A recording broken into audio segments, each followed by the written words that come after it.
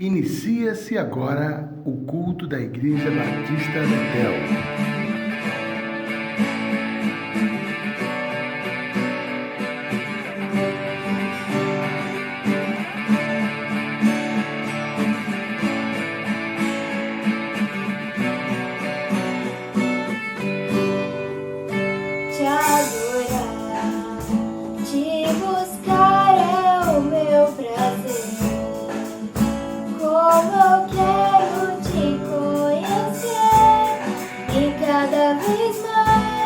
Poder sentir teu amor em meu coração,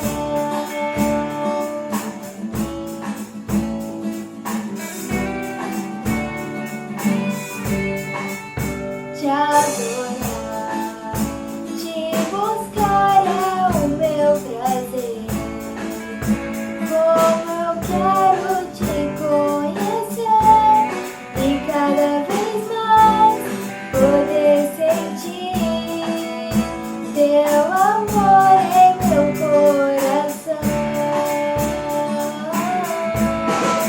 Eu não poderia viver sem ti, eu jamais teria razão em minha vida sem te encontrar e conhecer teu grande amor.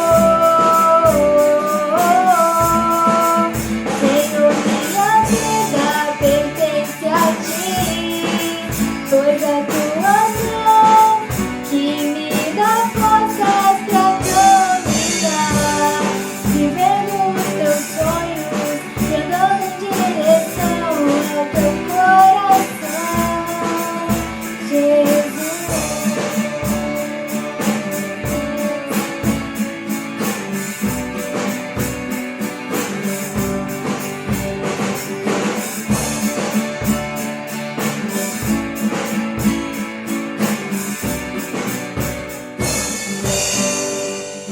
Te adorar, te buscar é o meu prazer.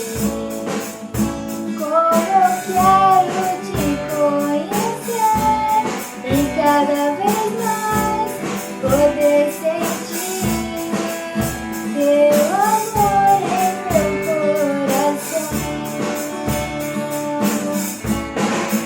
Eu não poderia viver sem ti, eu jamais teria razão em minha vida sem te encontrar e conhecer teu grande amor. Senhor, minha vida pertence a ti, pois a tua mão que me dá forças pra caminhar, vivendo os teus sonhos e andando em direção ao teu coração. Eu não poderia viver sem ti, eu jamais teria razão em minha vida sem te encontrar e conhecer teu grande amor. Senhor, minha vida pertence a ti, pois a tua mão que me dá forças pra caminhar, vivendo os teus sonhos e andando em direção ao teu coração, Jesus.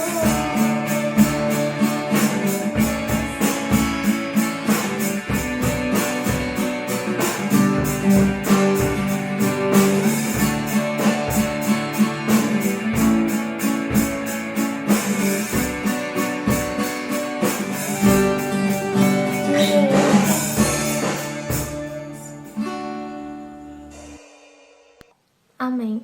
Agora eu gostaria de ler, junto com os irmãos, uma passagem que se encontra em Hebreus, no capítulo 3, do verso 12 até o verso 14, que diz assim: Portanto, irmãos, cuidem para que nenhum de vocês tenha um coração perverso e incrédulo que os desvie do Deus vivo.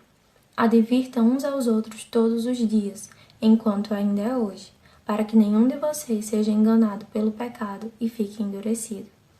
Porque nos tornaremos participantes de Cristo, se de fato mantivermos firme até o fim a confiança que nele depositamos desde o início. Bom, essa passagem ela tem falado ao meu coração sobre a necessidade do quebrantamento, sobre como nós precisamos confessar os nossos pecados e enxergá-lo como o maior mal de todo mundo, porque de fato ele é o maior mal de todo mundo. Foi ele que cortou a nossa relação com Deus, foi o pecado que fez com que Cristo fosse colocado na cruz de madeira. Ele que suportou nossos pecados e por causa do pecado ele suportou a ira de Deus, mas pela sua suficiência ele venceu. O texto ele fala desse exercício diário e contínuo e desse cuidado, dessa atenção que nós devemos ter com o pecado que ainda habita, mesmo sem dominar, mas ainda habita o nosso coração. E ele precisa ser visto de fato como ele é. E não colocar cobertas e cobertas, mas deve ser explanado e que a gente possa ver quão feio o pecado é, para que assim a gente se aproxime e olhe cada vez mais para a beleza de Cristo. Uma vez eu vi uma frase que falava que se eu olhar para o meu pecado ou para o meu coração 10 vezes, eu preciso olhar 11 para Jesus. E é exatamente assim. O texto, ele fala sobre o perigo de ser enganado pelo pecado, mas ao mesmo tempo ele nos encoraja a olhar para a única esperança que venceu o pecado, que é Jesus Cristo. E é isso, que a gente possa manter os olhos fixos no nosso Salvador. Bom, agora vamos todos juntos orar. Senhor Deus eterno Pai, muitíssimo obrigada, Senhor Deus, por mais um dia de vida. Obrigada pela Tua graça, pela Sua misericórdia, pelo Teu amor. Que o Senhor possa vir nos sustentar durante todo esse culto. Que a Tua palavra possa preencher os nossos corações e nos transformar, Senhor Deus. Que cada família seja abençoada com aquilo que o Senhor deseja, com aquilo que é, de fato, a real necessidade deles. Já somos, Senhor Deus, mais que vencedores e muito abençoados pela graça que há em Cristo Jesus e que sejamos gratos continuamente pela Tua obra. Em nome de Jesus. Amém. Bom, agora vamos novamente louvar ao Senhor.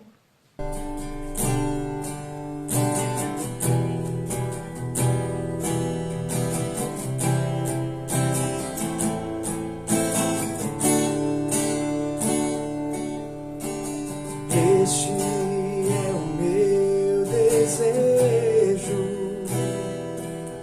Senhor, te honrar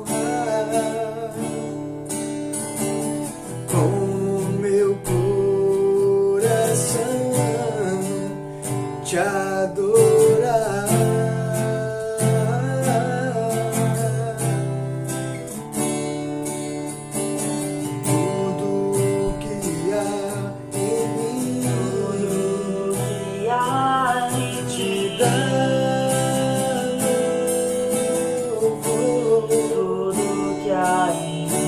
Só a Ti adoro, meu Senhor.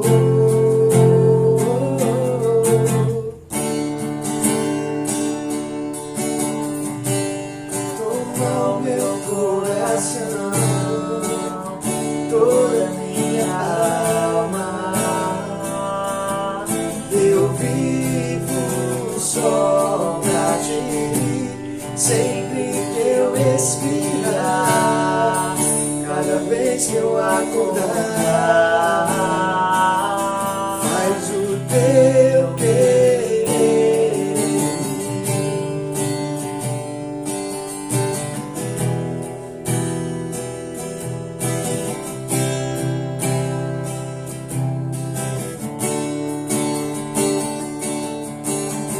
Este é o meu desejo, Este é o meu desejo, Senhor, te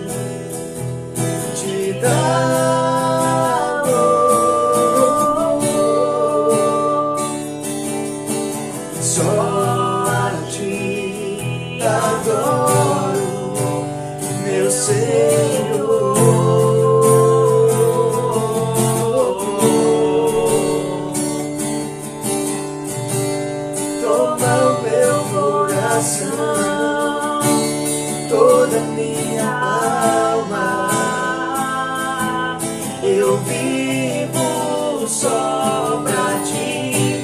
Sempre que eu respirar, cada vez que eu acordar,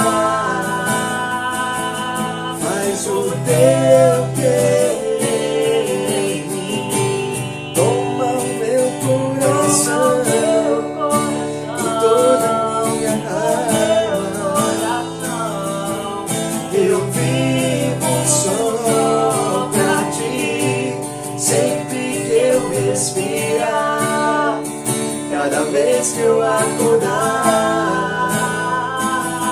faz o teu querer em mim.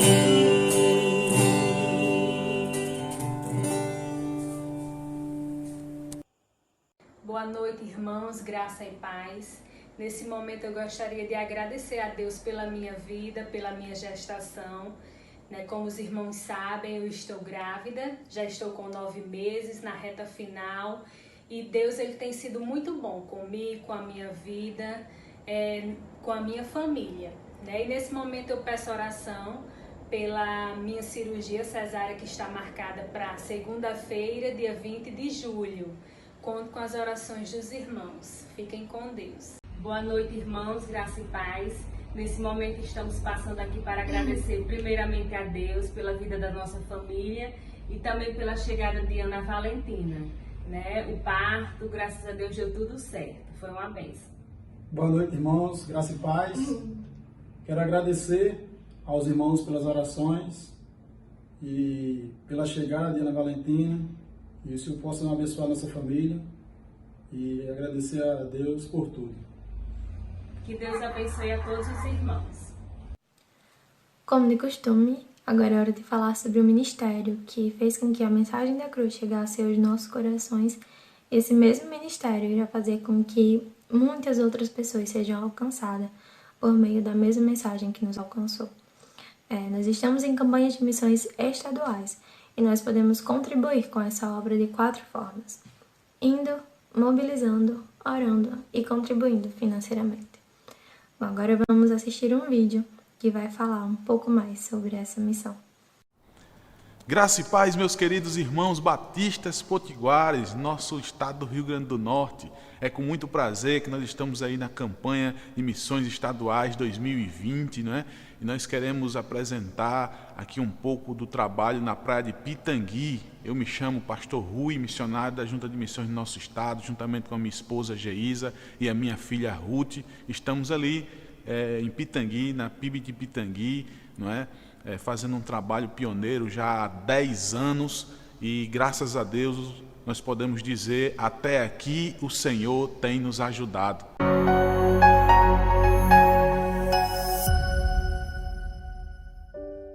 Meus queridos, como vocês podem ver essa linda camisa, da Embaixada, recentemente nós iniciamos o trabalho da Embaixada e tem sido uma bênção para os adolescentes e jovens da nossa comunidade.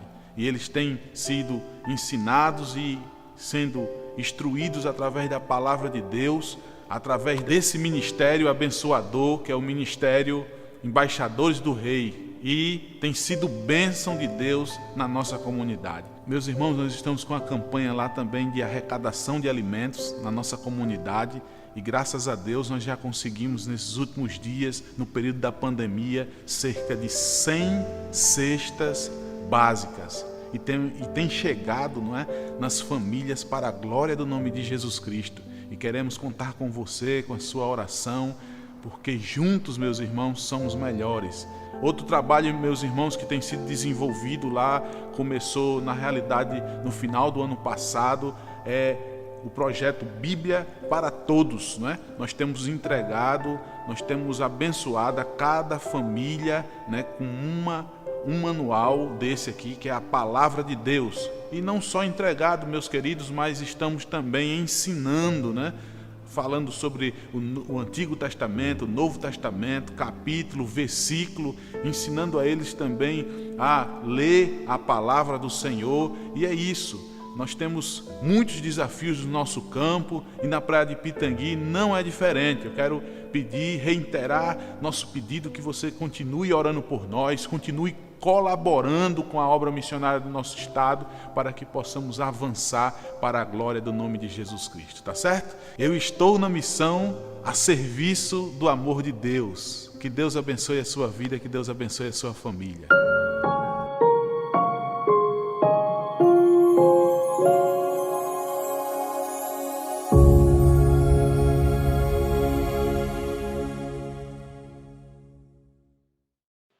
Graça e paz, Igreja Betel, boa noite, bom dia ou boa tarde, né, onde você estiver, espero que você esteja bem, que esteja com a paz de Deus, que Deus esteja abençoando a sua casa e a sua família. Nós devemos ser gratos por tudo aquilo que o Senhor coloca em nossas vidas, pela provisão diária. E esse aviso é um aviso bem simples, um aviso missionário, que fala das nossas ofertas de missões, né? Nós sabemos que alguns irmãos estão indo fisicamente entregar o dízimo, junto com a irmã Tatiana, lá na Igreja Betel, né? Alguns irmãos já estão indo fisicamente, né? Para esses irmãos, a gente gostaria de abrir a possibilidade de você também contribuir com a oferta que Deus colocou no seu coração, fisicamente. Quando você for deixar o seu dízimo, deixe também a sua oferta missionária. E há outras pessoas que estão fazendo a entrega de dízimos através de transferências. Então, a gente já havia falado com as irmãs tesoureiras, a irmã Chaguinha, a irmã Naat, para que, se alguém quiser fazer alguma transferência para missões, basta apenas então informar para que essas irmãs separem esse valor e deixem esse valor separado, para que deixe claro que esse valor não é para a igreja em si, mas ele vai ser repassado integralmente para missões. E estamos em campanha de missões estaduais, então esse valor vai servir para manter obras missionárias que estão plantando igrejas e fazendo projetos sociais no Rio Grande do Norte. Então, queria deixar esses dois pequenos avisos, extremamente curtos, rápidos, para passar aqui nos nossos grupos mesmo, talvez até entre em algum culto, mas queria também deixar a oração e o cumprimento, que a paz do Senhor e que a graça dele, que toda a sua bondade, a sua misericórdia, a sua graça, o seu amor esteja na sua vida e na vida de cada família da nossa igreja. Em nome de Jesus, amém. Agora iremos ouvir a mensagem da noite e que o Senhor possa preparar o coração de cada um de vocês. A graça e a paz de Cristo, povo amado do Senhor. Eu quero deixar aqui um grande e forte abraço, a minha saudade de cada um dos irmãos que nesses dias, há mais de 100 dias, temos nos encontrado através desse canal. Mas a minha alegria e felicidade é que eu sei que Deus tem sido com o seu povo, tem sido com você. Nós temos notícias, temos acompanhado, estamos juntos, pastores, se falando. E graças a Deus, Deus tem sido bom com o seu povo, com os batistas em especial, falando dessa família, e com a Betel. Louvado seja o nome do Senhor. Meus queridos, eu quero deixar aqui um forte abraço às nossas senhoras e senhores aqui da igreja, a nossa melhor idade. Que Deus os abençoe, muita saudade de vocês, de dar aquele abraço, estar juntos. Aos nossos jovens, que alguns a gente vê de vez em quando aqui no sábado, mas que Deus os abençoe, parabéns, louvado seja Deus pelo trabalho nas praças. Quero também deixar aqui minha saudação, meu carinho pelas nossas grávidas, 2 já tiveram, estamos aí agora já às portas de pelo menos mais uma e depois uma outra, graças a Deus, que Deus as guarde, abençoe. A família Betel nessa pandemia tem crescido, não é mesmo? Quero agradecer também a Deus pela liderança dessa igreja, pelo conselho, que também são os líderes de ministério. Que Deus abençoe, que Deus guarde a vida de vocês, guardando e preservando em fé. A você, Betelino, de forma geral, que Deus te abençoe, que Deus guarde sua vida, que Deus esteja fortalecendo, forjando você nesses dias. Eu tenho certeza que aquele que serve a Deus, que é fiel a Deus, que conhece Deus, apesar das dificuldades, sabemos que Deus tem sido com o seu povo. Quero também deixar aqui as minhas condolências, nossos sentimentos, não só desse pastor, mas da Igreja Batista Betel, a todos aqueles da Betel e não da Betel, que perderam alguém que amam, seja um amigo ou um familiar, durante essa pandemia. Nós sabemos que muitos perderam, seja pela doença ou por consequência, dessa doença. Que Deus console a cada família. Também quero deixar aqui para que os irmãos saibam que diariamente temos orado, eu tenho orado, para que Deus dê saúde e guarde a vida de cada um dos irmãos, para que aqueles que estão lutando, porque há muita gente lutando pela vida nesse momento, num leito de UTI ou não, mas lutando porque estão enfermos ou porque agravou-se algum quadro devido a esta Covid, que Deus esteja sarando, porque Ele é o Deus que dá, que cura, Ele dá a vida e Ele tira, Ele é poderoso. Então conte com as nossas orações e, sobretudo, pedir a você que esteja orando, pedindo a Deus força, graça, para que a gente prossiga. Meus queridos, eu antes de entrarmos aqui no texto, ainda gostaria de que você acalmasse o seu coração, entendesse como Romanos diz lá, sabemos que tudo coopera para o bem daqueles que amam a Deus. Às vezes nós não entendemos, mas nós que conhecemos a Deus e em fé, pela promessa, pelas palavras do Senhor e pela sua palavra, nós sabemos que Deus está no controle. Não é confortável, é muito chato estar distante, é muito chato viver aprisionado dentro de uma casa. Eu sei que tudo isso não é bom, mas eu venho dizendo que nós não estamos vivendo o que deveria ser, nós estamos vivendo o que pode ser. E o que pode ser nesse momento é isso, pela vida, pela segurança. O fato de o governo ou de alguém dizer assim, está tudo bem, está liberado, não significa que muitas vezes nós temos que ir atrás. Não. Por quê? Porque precisamos, nem a medicina, nem os médicos, nem a ONU sabe exatamente, né, a Organização Mundial de Saúde, a OMS, né? Desculpa, falei ONU, sabe exatamente o que está acontecendo, toda hora há informações novas, palavras que vêm, que voltam. Então nós não sabemos, as pessoas estão voltando. E nessa volta tem acontecido muitas coisas, inclusive pode vir um novo surto. Então eu queria te pedir sabedoria. Como o Provérbios ensina, o sábio vê o problema e ele foge, o perigo e ele se afasta. O tolo vai lá e... Então vamos ter cautela. Deus tem sido com você, com sua família. Esta é a minha orientação. E que haja paz no seu coração, advinda de Deus, a despeito de você ter saudade e estar doido para voltar, porque esse é um sentimento coletivo. Esse pastor também está, mas a vida é em primeiro lugar, ninguém está desesperado, Deus está no controle, e voltaremos na hora certa, no momento certo, e eu vou comunicá-los através desse canal, tá bom? Apenas ore por esse pastor, ore pelos pastores batistas, ore pela igreja do Senhor, para que ela tenha discernimento nas tomadas de decisão. Louvado seja Deus. Eu quero, nesta noite, começar uma outra série de 2 mensagens, lá no Antigo Testamento, queridos, no livro do 2 Crônicas. E eu queria já que você abrisse 2 Crônicas, capítulo 20, deixasse aberto, é onde nós estaremos, esse domingo e o próximo domingo, falando, aprendendo com o texto sagrado, com a Bíblia, né? Aquilo que Deus quer nos ensinar, Deus quer nos falar através das Sagradas Escrituras. Então, 2 Crônicas, capítulo 20, o texto é longo, eu vou dividi-lo, e hoje eu vou ler alguns versículos e alguns outros de forma a exposição for ocorrendo. Eu vou fazer de forma expositiva, então nós vamos lendo aos pouquinhos, tá? Mas o capítulo 20, a partir do verso 1, eu quero ler com os irmãos alguns versículos, diz assim: depois disto, os filhos de Moabe e os filhos de Amon, com alguns dos meunitas, vieram a pelejar contra Josafá. Então vieram uma multidão, verso 2, então vieram alguns que avisaram a Josafá, dizendo: grande multidão vem contra ti, da além do mar e da Síria. Eis que estão em Azazon Tamar, que é em Gede, que é em Gedi, tá? Verso 3. Então Josafá teve medo e pôs-se a buscar o Senhor. Até aqui, em Gedi, tá? É a palavra.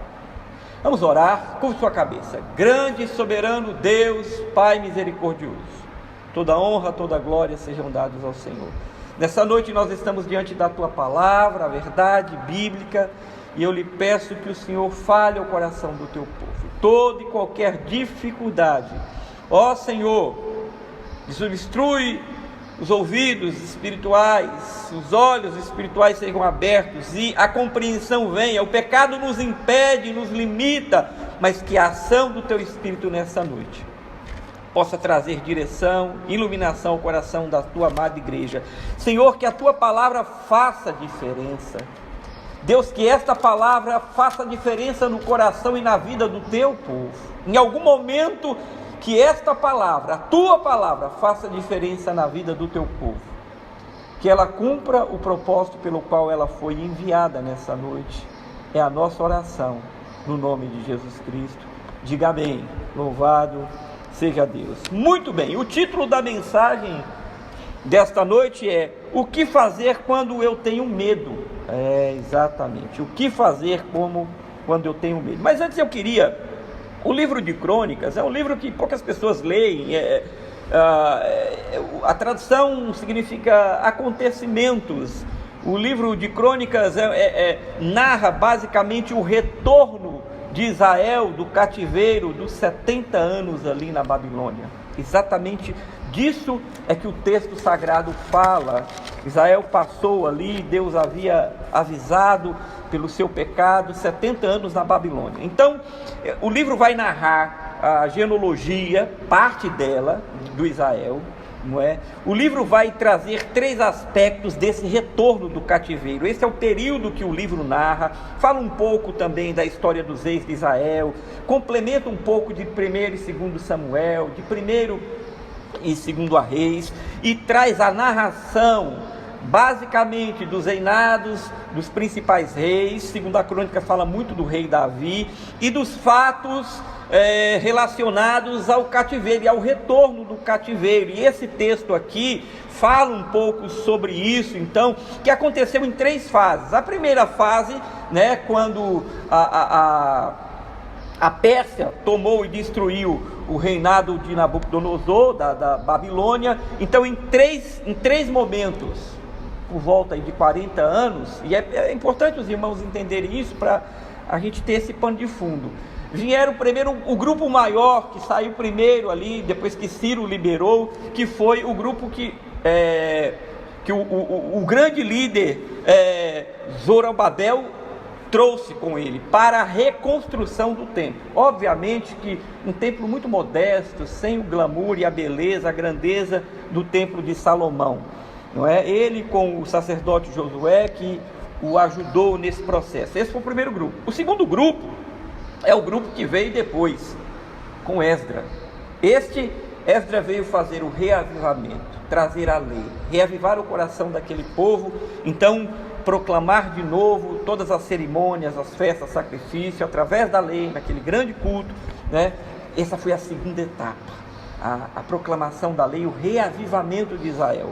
E o terceiro e por último, veio Neemias com outro grupo menor, não é? Para a construção dos muros, porque aquela Jerusalém deixada não existia mais.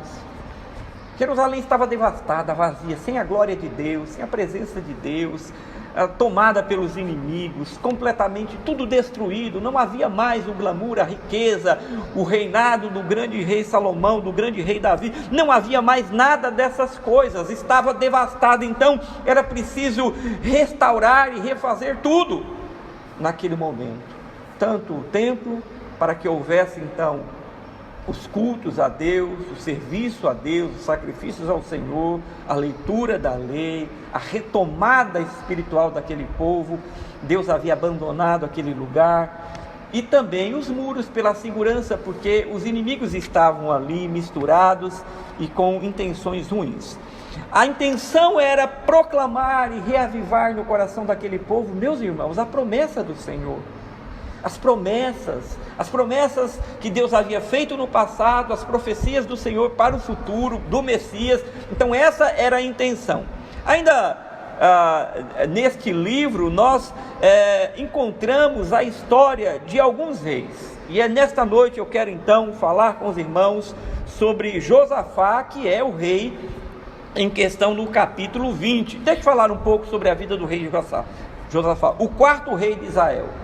O reino de Judá tiveram reis um pouco melhores do que o reino do norte, que tiveram reis terríveis.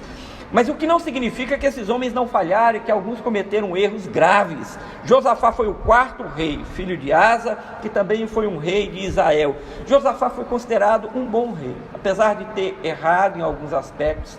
Mas eu queria aqui pontuar algumas coisas. Por exemplo, Josafá, logo cedo, perto do seu pai, Josafá começou a se dedicar e a entender da questão militar. Então, assim que ele assumiu, ele colocou os soldados das fronteiras de Israel por causa dos inimigos, como filisteus e outros, e também por causa do reino do norte, que havia muitos conflitos. Então, Josafá foi um rei de reformas. Josafá também foi um reformador da questão espiritual de Israel. Josafá pegou levitas e enviou-os por todo Israel, Judá, para proclamar a leitura da lei, para ensinar o povo, para reavivar o coração do povo. Derrubou postes ídolos, imagens. Ele trouxe o povo para adorar ao Deus Todo-Poderoso. Josafá, no entanto, fez algumas alianças erradas. Pelo menos duas delas foram terríveis. Ele fez uma aliança com Acabe, por exemplo. Os irmãos sabem que o rei Acabe, rei lá do norte, foi terrível. E Acabe, nessa aliança com Acabe, para vencer, para aliar-se para ter maioria numa batalha, Deus não se agradou dessa aliança, porque Acabe era um homem de um coração perverso, e ele acaba morrendo na primeira batalha, Acabe, quando dessa aliança feita. Logo mais, ele também faz uma aliança com Acasias, que também era um rei do norte, e nesta, Deus levanta um profeta para dizer que aquilo não estava certo, e que ele não achava correto aquela aliança, porque eles se uniram para reconstruir ou fazer navios, para irem para uma outra terra, e de lá tirarem ouro, mas Deus não queria essa aliança. E o que acontece? Mais uma vez um desastre. Deus nessa tinha levantado um profeta, inclusive, para alertar a Acabe, a Josafá. E os navios foram todos destruídos antes de chegar em Tarse. Deus destruiu com o seu poder, usando os seus modos, porque ele não queria aquela aliança. Então veja que Josafá, apesar de ser um homem, um rei que fez a vontade de Deus, ele cometeu alguns atos errados e que entristeceu o coração do Senhor. E um deles também é que o filho de Josafá casa-se com a filha de Acabe, que também era a filha de quem? Jezabel. Reparem que coisa terrível. E isso trouxe prejuízos lá na frente para a dinastia de Judá. Mas apesar de tudo isso, lá no capítulo 20 de 2 Reis, de Crônicas, aliás, o Senhor diz que se agradou, que Josafá andou nos caminhos do Senhor. Então, nesta noite, depois dessa introdução, eu queria ver com os irmãos esta história, aonde Israel, que vivia na peleja, como nós vimos, agora Acabe, ou Josafá, é tomado por uma notícia, uma surpresa, uma notícia que vem, inimigos contra ele. Veja, os inimigos aqui são descendentes de quem? De Ló, não é? O povo de Amon e Moabe eram descendentes de Ló, com as suas duas filhas, e que se levantam. O verso 1 diz que depois disso os filhos de Moabe e os filhos de Amon, com alguns de outros povos dos meunitas, vieram a pelejar contra Josafá. Então vieram alguns e avisaram a Josafá, dizendo: grande multidão vem contra ti. Esta foi a notícia. Queridos, tempos difíceis sempre houve. E aqui o texto narra um tempo difícil para este rei, para o seu reinado, e um tempo que viria muita aflição. E ele era um homem que temia a Deus, que amava a Deus, cometia erros, mas que ele tinha o temor de Deus. Então Josafá recebe esta notícia que se levantam dois povos contra ele, povos esses que lá na frente nós vamos ver, injustamente porque haviam sido poupados por Israel, mas se levanta e chega essa notícia, e eu percebo aqui, eu queria já começar a olhar com os irmãos algumas questões, é que muitas vezes más notícias chegam para a gente, e muitas vezes nós não estamos preparados. O tema da mensagem apareceu aí, vai aparecer de novo, o que fazer quando eu tenho medo. Às vezes aparecem más notícias e essas más notícias tomam os nossos corações. E elas chegam repentinamente. Por exemplo, quando essa pandemia chegou, uma má notícia começou na China, foi avançando na Europa, América, e chegou à América do Sul, e chegou no Brasil, e tomou todas as cidades e estados do Brasil. Isso é uma má notícia, e a má notícia desespera o coração. Quantos servos e servas do Senhor, crentes em Cristo, estão apavorados, estão com medos e ficam angustiados, porque a má notícia pode causar no coração do homem esse medo. E a Bíblia diz no verso 2, que vieram alguns e avisaram a Josafá, dizendo: grande multidão vem contra ti da além do mar e da Síria, e eis que já estão bem perto ali, estavam não muito longe de Jerusalém, em Ajazon Tamar, em Gedi, estavam perto. Agora veja o que diz o verso 3: então Josafá teve medo. Você tem medo? É disso que eu quero falar nessa noite. Esse era um rei, esse rei tinha habilidades de guerra, era um homem reformador, inclusive concernente à questão militar. Mas quando esta mensagem chegou, esta notícia, e tem aqueles que trazem as más notícias, e quando essa notícia chega, o texto sagrado diz que o rei de Judá teve medo, porque era uma grande multidão. Esse homem que já havia vencido batalhas, esse homem que conhecia Deus, já havia tido uma experiência com o Senhor de livramento, mas agora ele tem medo, e o texto sagrado diz: então Josafá teve medo. E é sobre isso então que nós vamos falar. Ter medo pode fazer parte das nossas vidas no que diz respeito à nossa existência, quanto homens que somos falhos, caídos, e pode acontecer de eu ter medo. Há medos que são proteção, mas há aquele medo que é pavor. Ter medo, ver uma cobra e ter medo e se desviar é um medo relativamente bom, que vai me proteger, mas há um medo que é um pavor, um medo que é uma notícia como essa: alguém saiu para te matar. Então o seu coração se apavora e fala: meu Deus. E muitos crentes acham muitas vezes que não podem ter medo, ou que o medo é uma prova de fraqueza, e talvez até seja. Mas e como trabalhar isso? Como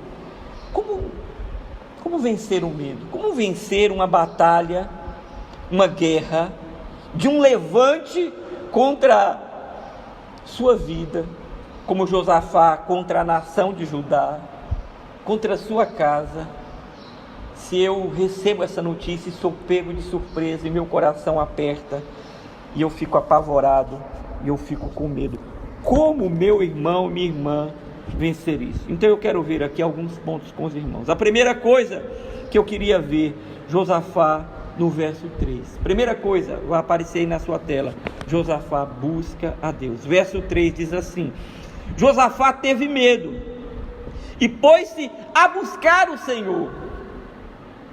O problema não é ter o medo medo pode vir, ele pode passar por algum tempo no coração devido a uma tragédia, uma notícia, um aviso que venha, mas a questão é o que eu faço quando esse medo vem, quando a má notícia chega. Qual é a minha postura? O texto sagrado diz que este rei, ele teve medo sim, mas o texto diz: e se pôs a buscar o Senhor. Ele foi a Deus, porque apenas dizer e sentir medo não vai resolver e não vai mudar a situação. O problema é que nós precisamos entender essas coisas. Eu não vou mudar nada apenas sentindo e reconhecendo que estou com medo. Eu preciso reconhecer, ser sincero. Mas e o que eu vou fazer então? Josafá, primeiro ponto, ele buscou a Deus. E é o que você deve fazer. E é o que eu devo fazer, se é uma grande multidão, como o texto sagrado diz, muito maior que nós não temos como resolver, é um problema de grandeza, muito maior de qualquer possibilidade humana. O que eu vou fazer? Ter medo. Em segundo, buscar a Deus. O texto sagrado diz que ele buscou a Deus. Mas em segundo lugar, ele convocou o povo. O verso 3 continua: e buscou o Senhor, e pregoou um jejum em todo Judá. Buscou a Deus e se humilhou. Segundo, vai aparecer aí na sua tela, se humilhou diante de Deus. Se o primeiro passo é, eu busco a Deus, quando eu estou em uma possível batalha, quando eu recebo notícias terríveis que vão acabar comigo, que vão acabar com tudo, e que eu sei que eu não tenho condições, eu busco a Deus. E em segundo, eu me humilho diante do Senhor. A Bíblia diz que ele apregou o jejum. O jejum era uma forma, no antigo Israel, de humilhação, de rendição, de prostração, e dizer: Senhor, ele colocou um jejum, ele estipulou, esse rei, muito sabiamente, ele coloca um jejum em todo Judá. Não foi só para ele, era uma situação que muitas vezes, como numa pandemia como estamos vivendo, não é o pastor, não é o líder, é o povo, não é você sozinho. Nós precisamos nos unir e buscar a Deus, e nos humilhar e pedir ao Senhor. Você tem feito isso? O texto sagrado, a Bíblia nos ensina que nós devemos nos humilhar diante da poderosa e potente mão do Senhor, porque ao seu tempo Ele nos exaltará. Humilhai-vos diante da poderosa mão do Senhor. Humilhar, a forma de jejum, que eles rasgavam suas vestes, muitas vezes se colocavam nas cinzas, para dizer: Senhor, somos miseráveis, incapazes, estamos aqui reconhecendo isso. Essa é a segunda coisa. A terceira situação, ainda no verso 3, é que ele orou com todo Israel. A Bíblia diz que buscou o Senhor, rasgou, apregoou o jejum em todo Judá. Apregoou o jejum em todo Judá, verso 4.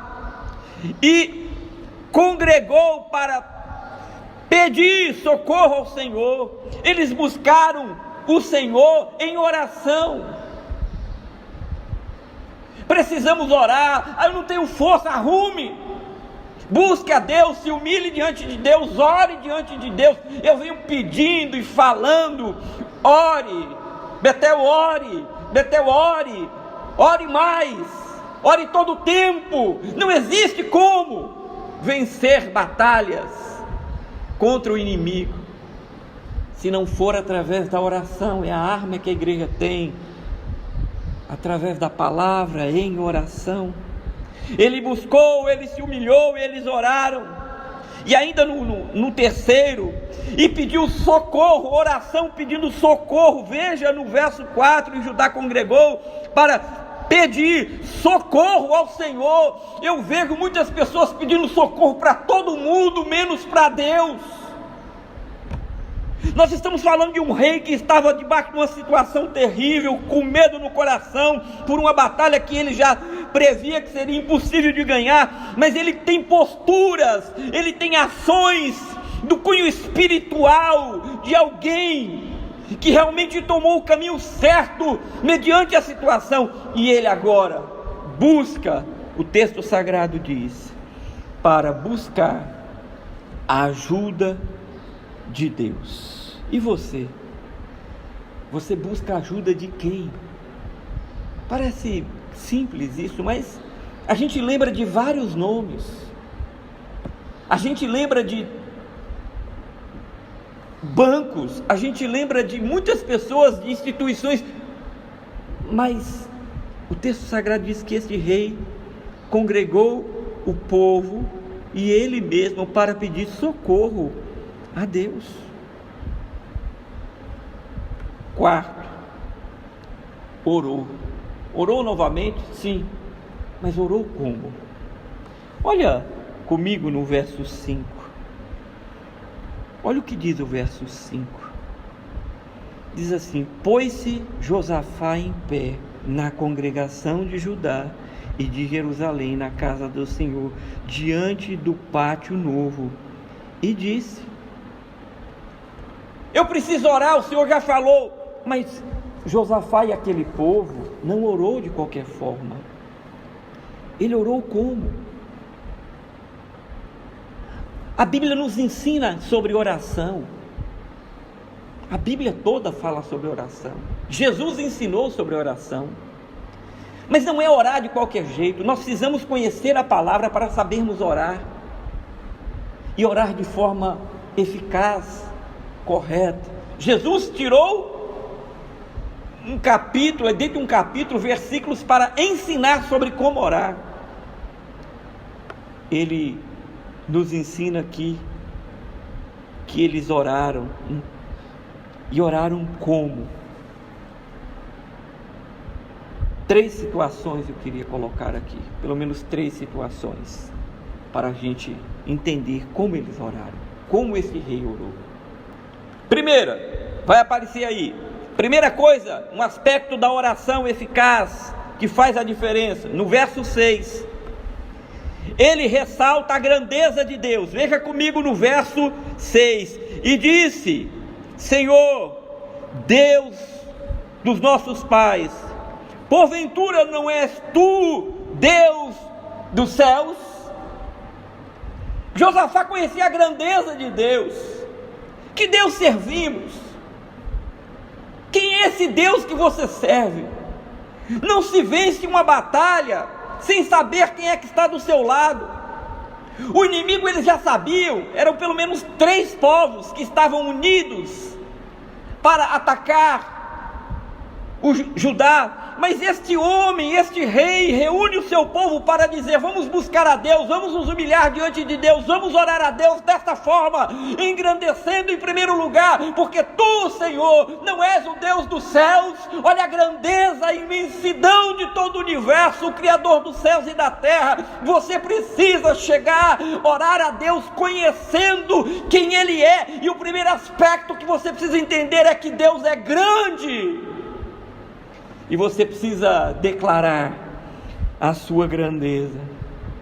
Ele diz: ó Senhor, Deus dos nossos pais, Deus dos nossos pais, acaso tu não és o Deus dos céus? Bendito seja o nome do Senhor. Você sabe quem é Deus? A grandeza desse Deus. Segundo aspecto da oração, ainda no verso 6, o seu domínio. O seu domínio, ele continua no verso 6, ele diz assim: não és tu que dominas sobre todos os reinos e povos? O Deus que esse homem, esse rei, esse povo buscou, ele tinha certeza: não é tu que dominas. Quem é que domina? Meu irmão, quem põe rei, tira rei. Quem é que dá a vida? E quem tira a vida? Quem é que governa todo o universo? Quem de fato domina na sua compreensão, no seu coração? É os homens? É os governantes que dominam? Ou você tem convicção de que Deus é aquele que domina sobre todos os povos? Josafá tinha esta convicção. E ele diz: ah, Senhor, tu dominas todos os povos. Ele diz mais, terceiro ponto da oração, ele fala da força das mãos do Senhor. Ele diz, ainda no verso 6, viu? Na tua mão está a força e o poder, nas tuas mãos, na tua mão está a força e o poder, e não há quem te possa resistir. Que Deus é esse? Grandioso, que governa e domina, mas que é poderoso. Poder, não esse poder que os homens conhecem, que até os governantes na época de Jesus chegaram a ele, Tu não sabes que tu estás nas minhas mãos? E Jesus olhando para ele, conhecendo o Pai, e diz: tu não sabes que só estou nas tuas mãos, porque o Pai do céu permitiu. Quem é que tem poder? Tem poder aquele que Deus dá poder, mas este Deus que dá o poder, Ele tem todo o poder sobre os céus e sobre a terra. Josafá sabia disso, queridos. E Josafá reúne o povo para orar, e ele faz questão de dizer: Senhor, tu tens todo o poder. Agora ele ainda diz mais uma coisa. O quarto, ele vai às promessas de Deus. Olha o verso 7 comigo. Porventura, ó nosso Deus, não lançastes fora os moradores dessa terra de diante do seu povo, do povo de Israel, e não destes para sempre como posteridade de Abraão, teu amigo? Ele lembra que ele sabia das promessas. Quando você vai orar, você precisa saber das promessas de Deus, conhecer as promessas de Deus. Tem gente que não conhece a Bíblia, não sabe nada sobre a Bíblia. Josafá foi a Deus, orou com vários aspectos, e um deles ele falou: Senhor, eu conheço as tuas promessas. Porventura, ó nosso Deus, não lançastes fora os moradores dessa terra de diante do teu povo de Israel? De diante do teu povo de Israel, e não a destes para sempre como posteridade de Abraão, teu amigo. Isso era uma promessa. Perceba, Deus tem promessas, e as promessas de Deus precisam ser conhecidas pelo seu povo. Josafá imediatamente buscou a promessa de Deus, lembrar a Deus as suas promessas. Esta é a oração de Josafá. Por fim, no verso 9, ele lembra ao Senhor a sua aliança, que é o quinto ponto, sua aliança. Olha no verso 9 o que este rei diz, lembrando a aliança: se algum mal nos sobrevier, espada por castigo, peste ou fome, nós nos apresentaremos diante desta casa e diante de ti, pois o teu nome está nesta casa, e clamaremos a ti na nossa angústia, e tu nos virás e livrará. Ele sabia que Deus era um Deus de aliança, porque havia sido feita uma aliança. Habitarão nesta terra, no verso 8, e dela edificarão um santuário ao teu nome, dizendo, aí vem o verso 9, se algum mal. Ele vai à aliança de Deus. Ele sabia das promessas, mas ele sabia que Deus era um Deus de aliança. E eu lhe pergunto: você sabe que Deus é um Deus de aliança? Nós cantamos Deus de promessa, Deus de aliança, Deus que não é homem para mentir. Mas na hora que você recebe aquela notícia, a destruição está vindo, é muito maior que eu, do que eu possa suportar, o que é que você faz? Este rei tomou posição, convocou o seu povo e foi diante de Deus orar, e sabia exatamente como orar. Eu queria então tirar aqui algumas lições que a gente pode buscar. A primeira coisa é buscar a Deus. Meus queridos, eu aprendo nesse texto que na hora que a guerra chegar, que a má notícia chegar, eu preciso correr para os braços do Senhor e buscá-lo. É isso que tenho que fazer. Jeremias 29 diz: buscar-me-eis e me encontrareis, quando me buscardes de todo o coração. O povo de Deus tem que buscar ao Senhor. Josafá, apesar do medo, ele teve uma postura espiritual certa, correta. Ele foi buscar. A primeira coisa que eu aprendo aqui: devemos buscar a Deus. Se você está passando um momento de dificuldade, se tudo isso que está acontecendo no mundo tem apavorado, e muitos têm ficado apavorados, quero te dizer, a primeira coisa que você tem que fazer é buscar a Deus. Em segundo lugar, eu aprendo aqui que nós não podemos vencer situação alguma sem a oração. Buscar a Deus e orar e se humilhar. Eu lembro aqui de Lucas capítulo 18, do juiz iníquo e da viúva, que o aperreou, e o texto ali traz uma lição, e a lição é que nós devemos orar, que nós devemos insistir, que Deus há de atender, assim como aquele juiz iníquo, ele coloca como exemplo ali. O que eu aprendo nesse texto é que nós devemos buscar a Deus e devemos orar ao Senhor e falar com Deus, e tudo aquilo que nós vimos aqui sobre suas promessas, alianças, grandeza e poder, em oração. Há pessoas que querem vencer e não querem orar. Você não fica sem comer, porque o seu corpo fica fraco. Você faz 3 refeições por dia, para que seu corpo se mantenha, e porque você acha que, como servindo a Deus do aspecto espiritual, a igreja é algo espiritual, sua vida agora, sua nova vida em Cristo tem um aspecto espiritual, tudo que foi conquistado por Deus na cruz tem uma conotação espiritual, o inimigo trabalha no reino espiritual. Por que você não ora? Como acha que pode vencer sem o poder da oração correta, da oração conhecendo o Deus que servimos?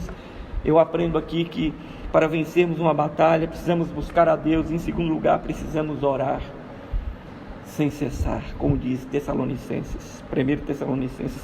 Terceiro e último, eu aprendo aqui que não se pode de forma alguma vencer sem se humilhar diante de Deus. Pessoas que estão perecendo e não dizem, estou mal, estão precisando, e nem para o outro tem coragem de dizer, olha, está faltando farinha lá em casa.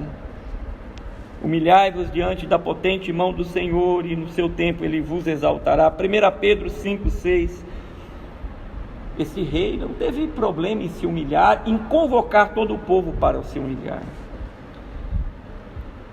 A história deste capítulo é tremenda, e nós vamos vê-la no outro domingo, como isso termina. Mas deixa eu dizer uma coisa: quando notícias ruins chegarem, a sua postura fará toda a diferença.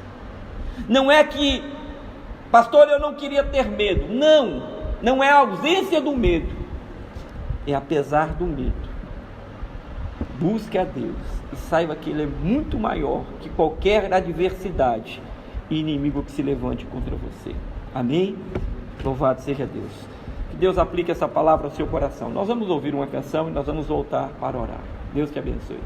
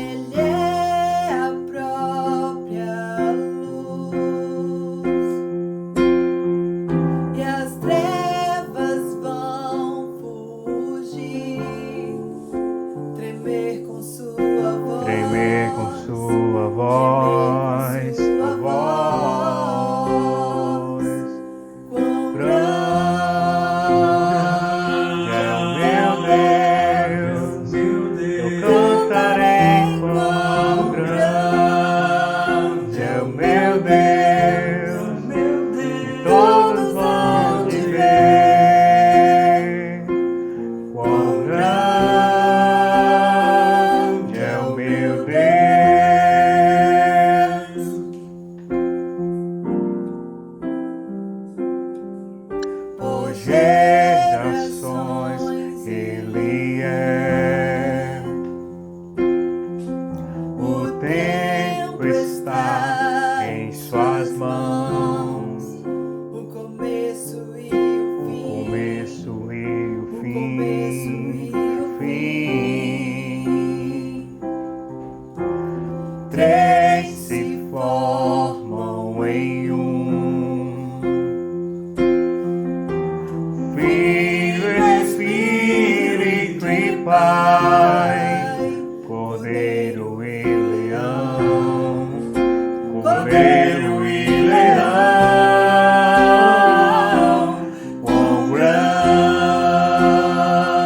é o meu Deus, cantarei quão grande é o meu Deus, e todos vão te ver.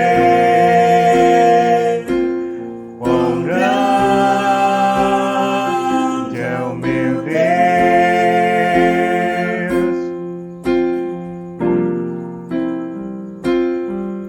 sobre todo Nome é o seu, tu és digno do louvor.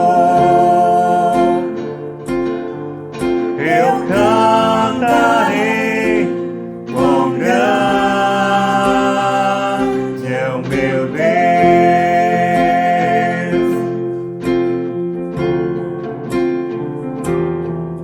sobre todo Nome é o seu, tu és digno do louvor. Eu cantarei quão grande é o meu Deus. é o meu Deus.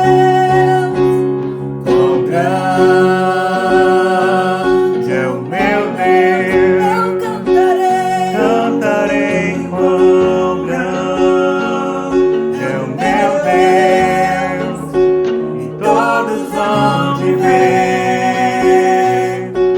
Quão grande é o meu Deus.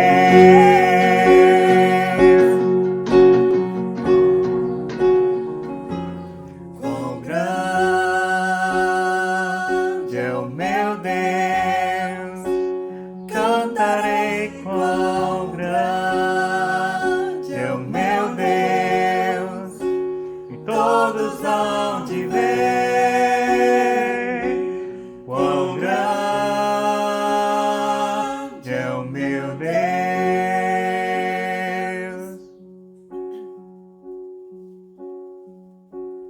quão grande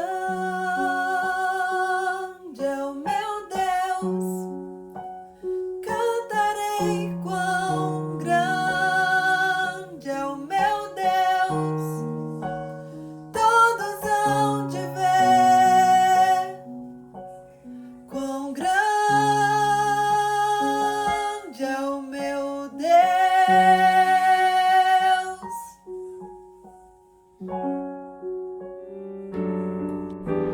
Meus irmãos, depois desta canção, deste hino ao Senhor, vamos orar. Eu queria que você colocasse sua vida diante do Senhor. O capítulo que lemos, este rei e esta nação estava sendo ameaçada por inimigos terríveis, e eles reconheceram que não podiam vencê-los, mas também reconheceram que só Deus podia resolver isso, e buscaram a Deus. Eu queria que nessa noite, talvez você esteja realmente com notícias terríveis e você não saiba o que fazer. O medo esteja dentro do seu coração.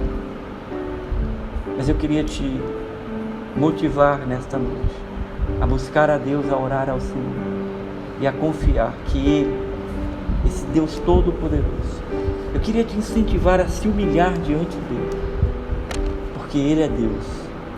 E Ele pode todas as coisas, porque Ele tem promessas, porque Ele é grandioso, porque Ele é poderoso. Por isso, coloque seu problema diante do Senhor, seja qual for, e nós vamos orar. E Deus o Deus Todo-Poderoso, Ele há de vir ao seu coração e trazer paz. Oremos. Pai querido, Deus amado, bendito seja o Teu nome. Obrigado pela Tua palavra, por esse texto escrito que nos ensina como Deus age e como homens na história agiram diante das circunstâncias.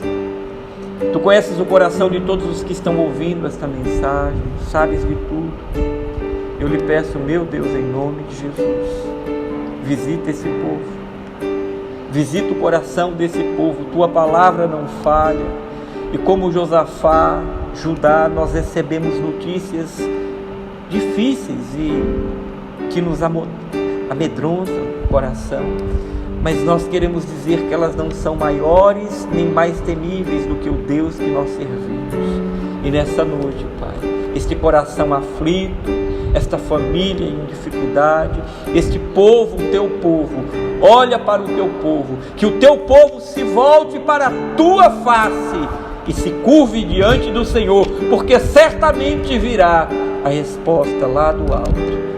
Pai, aqueles que estão enlutados, aqueles que estão lutando pela vida, aqueles que colocaram os seus pedidos, aqueles que estão sem direção, meu Deus, chega agora com a Tua providência sobre este coração, sobre esta vida.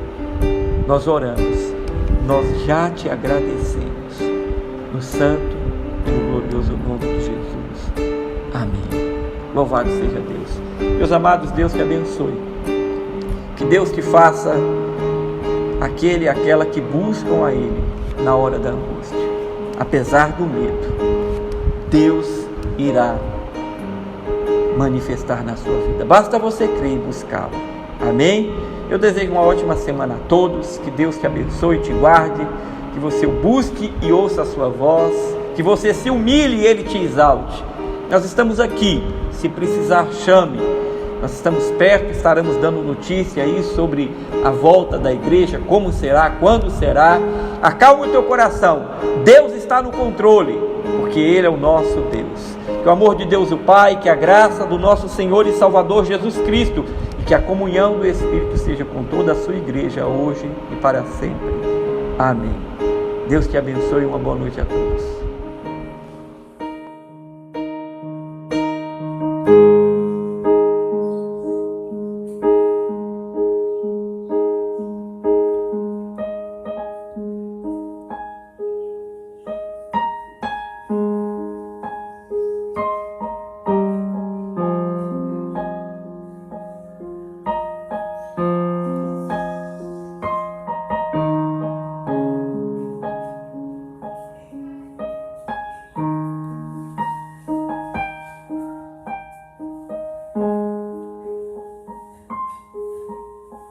Música